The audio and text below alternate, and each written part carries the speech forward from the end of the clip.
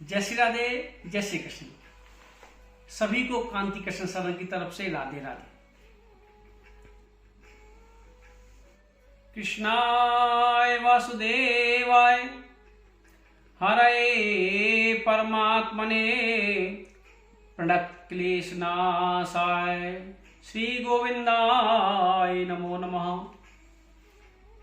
आज का हमारे वीडियो का विषय है पूजा पाठ और भजन करने वाला हमेशा दुखी क्यों और पूजा पाठ नहीं करने वाला हमेशा सुखी क्यों।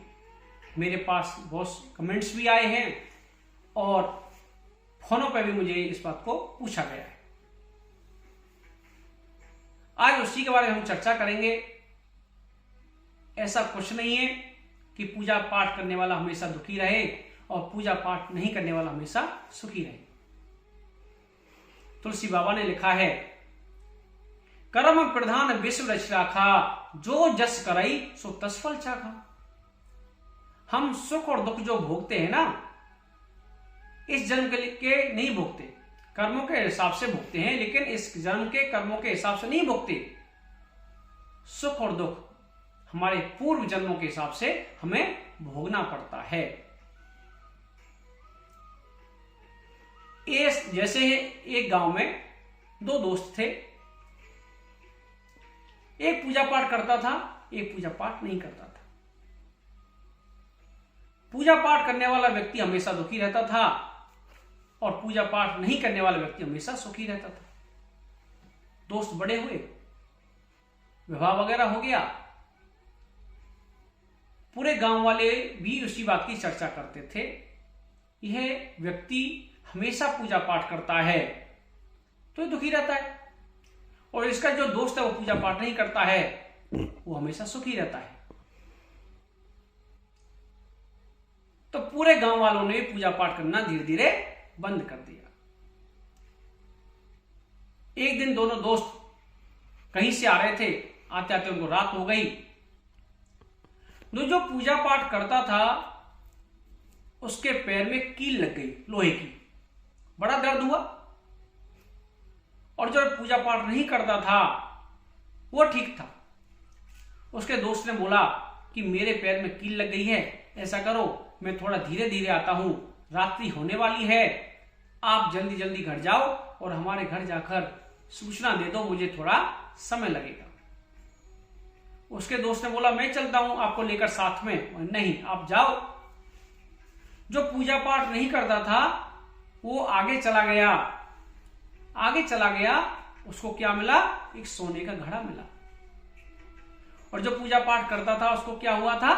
उसके पैर में लोहे की कील लगी हुई थी, उसकी वजह से वो धीरे धीरे आ रहा था। सुबह हुई, सभी को पता चला, देखा हम सही बोलते थे, पूजा पाठ करने से कोई फायदा नहीं है। उसके पैर में कील लग गई जो पूजा पाठ करता था, और जो पूजा पाठ नहीं करता था उसको सोने का घड़ा मिल गया।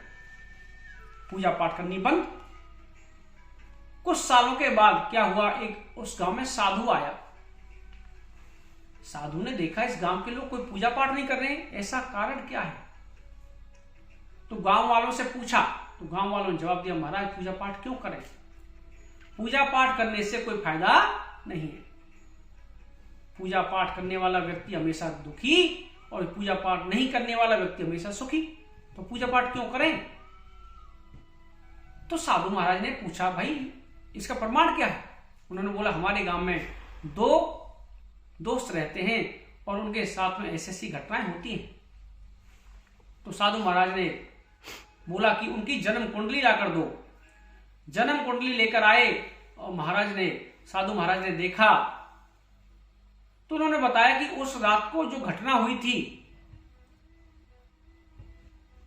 इस कुंडली के अनुसार जिसके पैर में ना लोहे की कील लगी हुई है, उसका पैर कटने वाला था, लेकिन पूजा पाठ करने की वजह से वो पैर ना कटकर लोहे की कील तक ही सीमित रह गया। और जो पूजा पाठ नहीं करता था, उस समय राजयोग ये था, वो राजा बन जाता। क्या बन जाता था?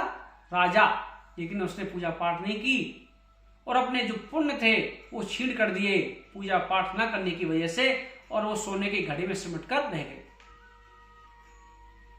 पूजा पाठ कभी खराब नहीं जाता, बेकार नहीं जाता। पूजा पाठ हमेशा करो।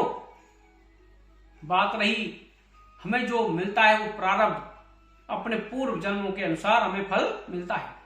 जैसे भीष्म पितामह ने भी श्री कृष्ण भगवान से एक प्रश्न पूछा था कि मैंने 100 वर्ष कोई पाप नहीं किया, 100 वर्ष नहीं 100 जन्म तक कोई पाप नहीं किया, तो मुझे बाणों की सैया क्यों मिली? तो श्री कृष्ण भगवान ने कहा कि 101 जन्म पहले आपने एक सर्प को कांटों पर डाल दिया था, उसने तड़प तड़प कर अपनी जान दी थी, इसलिए आपको बाणों की सैया मिली है। अब इसमें एक बात और निकल के आती है कि लोग बोलते हैं कि गंगा जी पापों को धो देती है। अब बात करो कि भीष्म पितामह की माता जी कौन थी? भीष्म पितामह की माता जी थी गंगा मैया। अगर वो पापों को धोती तो भीष्म पितामह के पाप क्यों नहीं धोए? कर्मों का फल भोगना पड़ता है हर किसी को। कहने का मतलब यह है, चाहे मनुष्य हो, चाहे देवता हो, चाहे भगवान हो। भगवान राम ने अपने पूर्ण जीवन काल में एक अपराध हुआ था, बाली को छिपकर मारा था, तो उस अपराध का बदला कृष्ण भगवान के रूप में दिया और जरा नाम का व्याधि के रूप में बाली आया और अपना बदला पूरा किया। तो कर्मों का फल जरूर भोगना पड़ता है। इसलिए सभी से बोलता हूं, अपने कर्म सुधारो, प्रभु का भजन करो, प्रभु का चिंतन करो, जितना हो सके अपनी तरफ से हर किसी की मदद करो, अच्छे कर्म करो, कर्मों का फल भोगना जरूर पड़ेगा। जो गंगा जी के तट पर रहते हैं वो सोचने लग जाएं सुबह से शाम तक पाप करो, गंगा जी में जाकर अपने पापों को धो लो, ऐसा चलेगा क्या? गंगा जी किसी के पापों को नहीं धोएगी, कर्मों के अनुसार फल भोगना पड़ता है। इसलिए अपने कर्मों को सुधारो। आज का विषय के बारे में हम यही अपना वीडियो बंद करेंगे, वीडियो बहुत ज्यादा लंबा हो जाएगा। इसलिए सबको बोलते हैं अपने अपने कर्म सुधारो, प्रभु का भजन करो, प्रभु का चिंतन करो। आप किसी भी हाल में हो, आप ड्यूटी करते हो, आप बिजनेस करते हो, खाली समय में हम मोबाइल देखने में 2-2, 3-3 घंटे लगा लेते हैं।